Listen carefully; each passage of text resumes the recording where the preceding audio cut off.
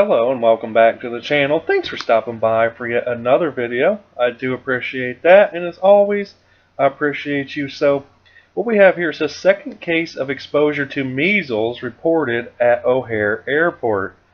This is out of Chicago. This is another case of the measles exposure has been reported at O'Hare International Airport, the second incident there in just 5 days.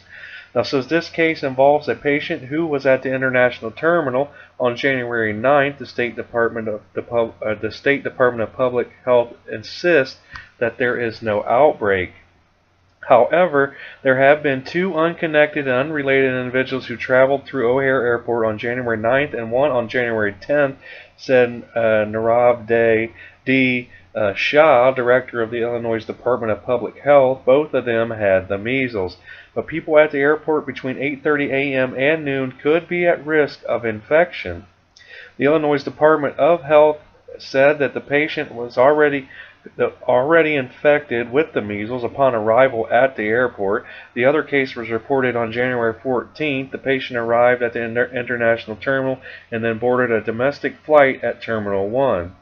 In the most recent case, the patient was also at the Concourse Office Plaza at 4709 Gulf Road in Skokie on January 10th. The patient then went to 3 healthcare facilities between late evening of January 10th through the early morning of January 13th.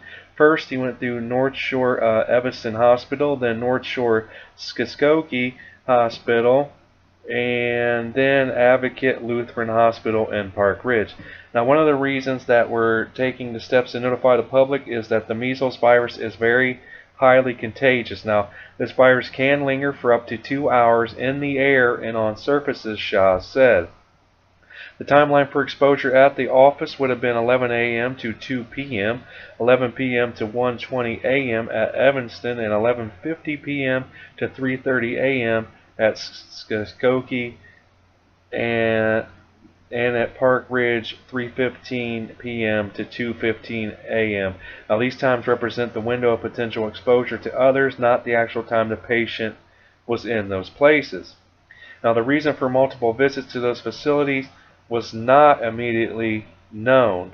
Now, people who are considered to be close contacts and most at risk, including passengers on the inbound flight to O'Hare and others in the airport, are being contacted directly by local health departments. Symptoms include rash, fever, cough, runny nose, and red, watery eyes. If infected individuals could develop symptoms as late as February 1st, 2018, Shah said that most people have been vaccinated, but those who haven't are most at risk. It is important for everyone who can be vaccinated to get vaccinated if they aren't already, said IDPH Chief Medical Officer Dr. Jennifer Layden. Getting vaccinated not only protects you, it protects others around you who are too young to get vaccinated or can't receive it for medical reasons. Now, 2 doses of measles vaccines are about 97% effective in preventing measles. So I just wanted to get this out to you guys real quick, and if any of you happen to live in the Chicago area, maybe this will be helpful to you. It's just something we need to keep an eye on, because the fact that measles is can be very highly contagious. Maybe not everyone has their shots now.